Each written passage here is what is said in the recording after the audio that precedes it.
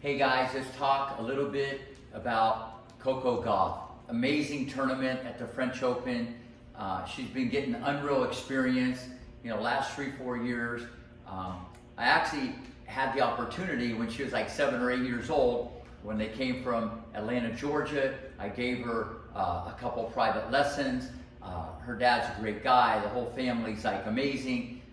Dad was a high-level basketball player. Her mom ran track. So the genetic part of it was kind of baked in extra crispy. But even at a young age, one of the things I saw, besides this Olympic foot speed, which she looks like a little track star playing tennis, I love her makeup speed, was she had this ability to concentrate.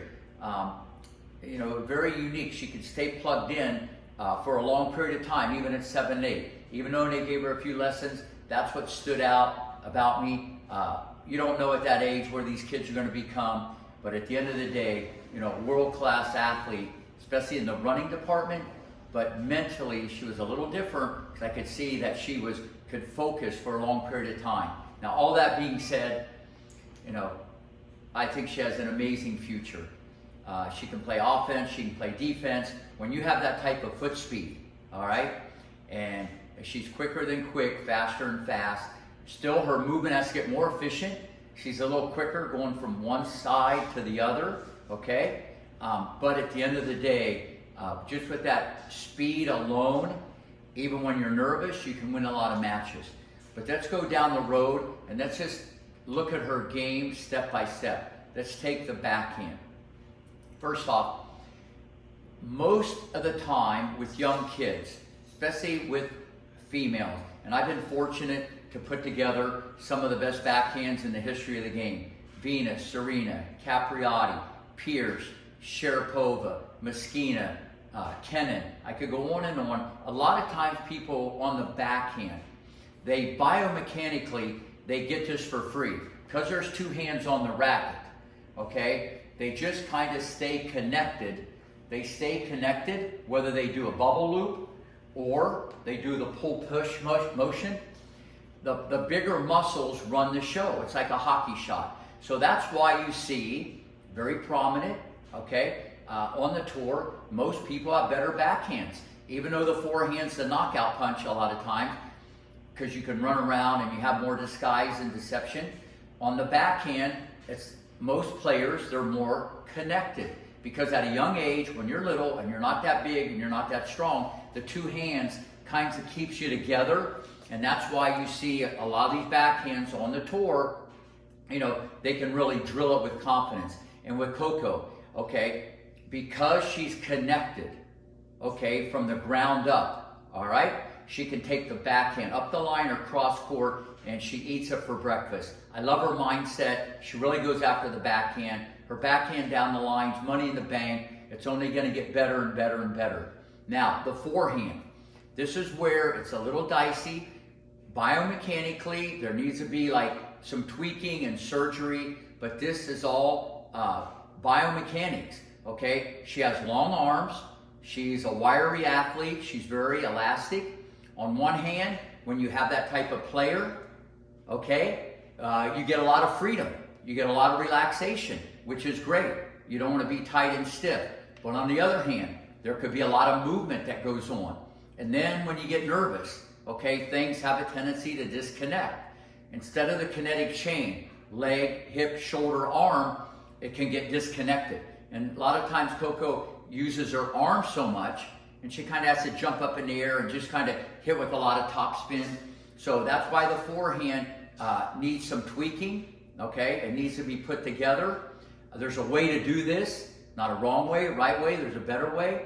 I would change the elbow position, I change the take back. It's not just practicing more, it's not footwork, it's not just like hitting more of the same. That ain't gonna work. There's a little hole there. No one's perfect, but this can be corrected. But it all has to be based on science. Now, her style of play, okay? I like it when she gets someone off balance. She uses that athleticism. From A to B, she reminds me of VW. She reminds me of Venus. She's an Olympic sprinter in a straight line. When she gets you out of position, she darts into the net. I'd like to see her do that more and more. When you're out of position, bang, she just runs in there and does a drop volley. She actually has pretty good feel. I love the fact that she plays doubles. I think that's her dad, that's just so smart. You play doubles, you get more competition, you feel like you're a part of the thing, you get low volleys, half volleys, you practice, return to serve. The doubles has really helped her development, besides her having unbelievable success getting to the finals of the French, and she's still a kid. So at the end of the day, I love the fact that she plays doubles. It's really helped her singles. But her style of play, to really get to the mountaintop, it's one thing to get in there. It's another thing to stay there, okay? I'd love to see her change her style a little bit. Her defense is always going to be world class. Her counter punching is always going to be world class, all right? So she can reset. What I would like to see her control the center of the court, stay near the baseline, cut the court, understand the geometry of the court a little bit more, use her speed offensively, eat second serves for breakfast, stand in closer. I think she should control the baseline a lot more and bring a whole different style. The good thing is she's so young, she's very coachable from what I heard. At the end of the day, okay, these are things that are really going to help her big time, big time. Next thing, her competitive spirit. The kid's a battler, a warrior. Mentally, she has to be different. I tell everybody, it's what's under the hood. You can see from the outside, she's a world-class athlete with her movement, but it's what's under the hood. I tell everybody, tennis is a game of inches, from one ear to another, all right? And this kid mentally is very strong. She has a lot of humility. I love that, okay? She's not getting ahead of herself. Great family dynamic. There's balance in her life. So at the end of the day, this is like a big, big key. But she's mentally strong, all right? And this last tournament, she seemed pretty cool, calm, and collected. Remember, it's a game. It's all about the competition. Anybody, anytime, anywhere. It's hard to remember that because a lot of times people have expectations and you can kind of lose your way a little bit. But she's a real deal. I love her game. Her future is unbelievably bright. Let's talk now a little bit about the serve, okay? Her serve, in my opinion, has the potential to be the best on the tour. Why? Because she has great springs from the ground up. She has a very lively arm.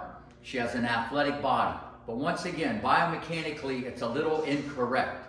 The leg drive doesn't initiate the racket speed. The second serve is incorrect at times. But at the end of the day, if you do millions of anything, it's going to get better. So the serve has to be tweaked like everybody. If you're not getting better, you're getting worse, all right? But biomechanically, this has to be put together a little bit different. Or you're just going to have good days, bad days, and at the end of the day, it's the same thing. So the forehand and the serve, there needs to be, like, based on science, a different way to go about doing this. We can expedite the learning curve, might have to reverse engineer a few things, but those are two areas that are only going to get better if they want to really address it. But when it's all said and done, she's the real deal. I know some people said, look at the draw she had at the French Open. Listen, she didn't pick who she's going to play. It's who's ever on the other side of the net. And the last time I looked, you still got to win the match. I don't care if you're playing number 1, number 30, or number 20. All right?